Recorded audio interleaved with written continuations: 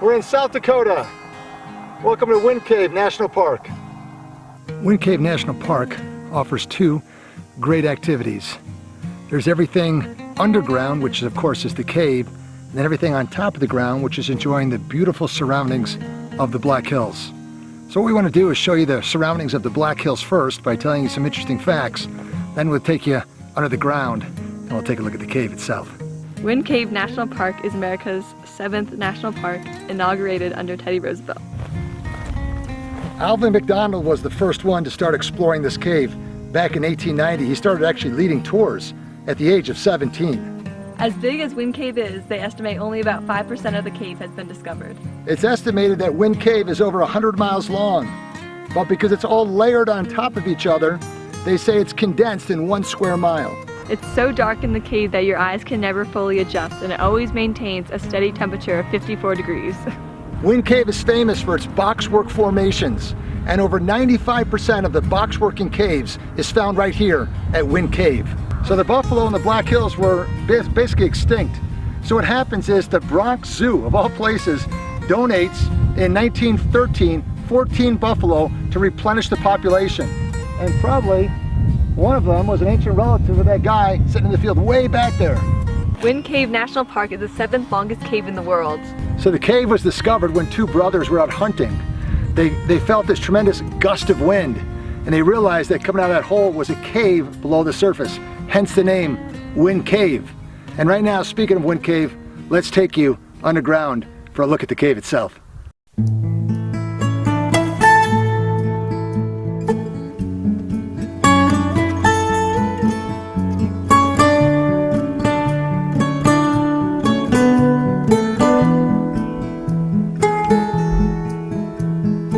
You're busy today, aren't you? I just focused right here. Wow, man. Don't even look. I wasn't expecting a line here.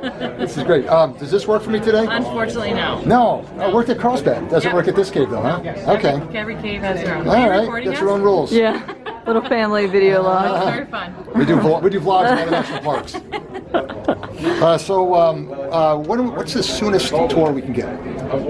11:40 fairgrounds tour. How does that differ from the natural entrance tour? A lot more stairs, a lot more cave. And it's about the same amount of time, right? It's an hour and a half.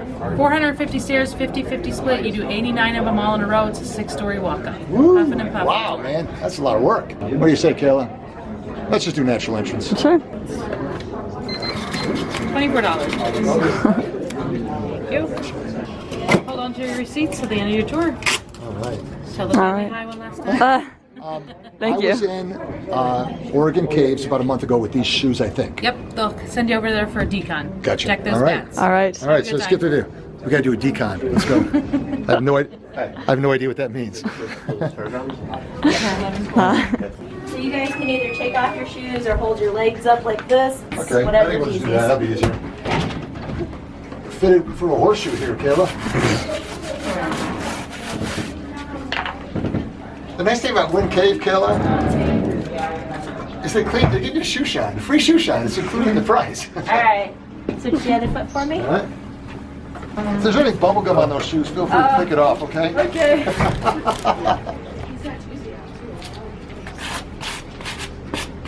All right, you're good to go. right. Just wait out here for a few minutes All right. till your feet dry. If you guys get lost in this cave, you're gonna get very, very, very lost. Just keep up with the group, stay on the trail. That's rule number 2. And rule number 3 is to watch your head. So a lot of you will have to duck at least once today. A couple of you will be ducking a lot more than others. You know what I'm talking about. If you can't see it, it's only about the size of my ranger hat, so it's a tiny little hole. That right there is the only natural entrance we have to this cave. So only thing that's large enough for a person to fit inside, right there. It's from this little hole that we get the name of our cave. So Wind Cave refers to the fact that this hole is breathing. Sometimes it exhales, it blows air out, and sometimes it inhales, it brings air inside. And the reason it does that is it's reacting to the barometric pressure. Alright. So the cave is exhaling right now. We're not going this way today. But we do have a nice man-made entrance over there, an airlock that we're going to go inside. So have your tickets out.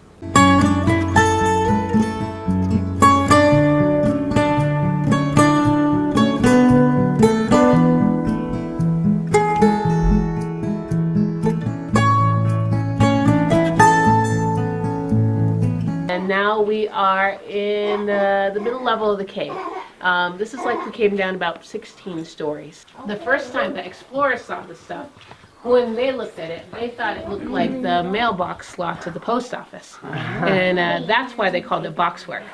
And this room is also called the post office because, you know, we're adorable like that here.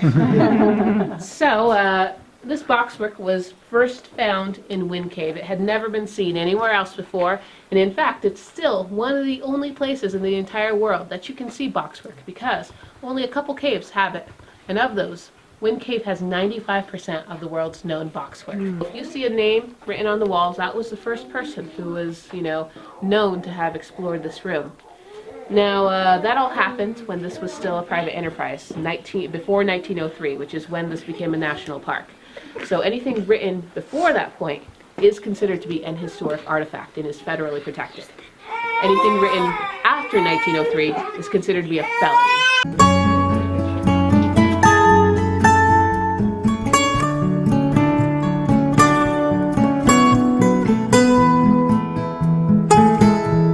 What do you think about the cave so far, Kayla? It's pretty cool. Pretty cool down here. You're like pretty cool in many ways. I know. That's what I'm Cool saying. as in neat looking and cool as in temperature. Jeez, it's really narrow here, isn't it? Push me, Dad. Push me. Is this where the guy got stuck?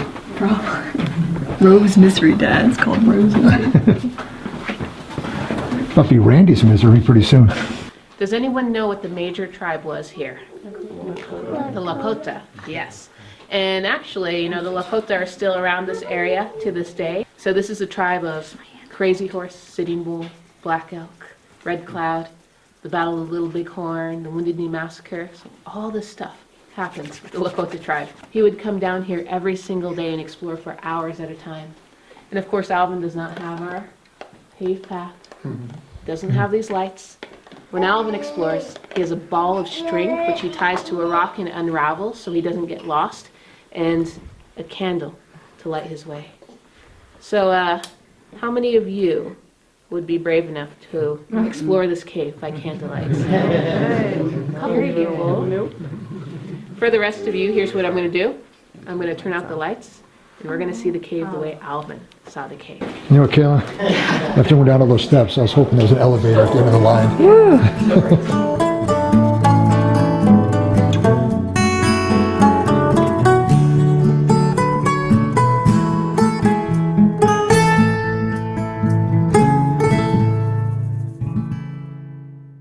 Wind Cave National Park is the 7th you say Wind Cave National Park? The buffalo were almost extinct.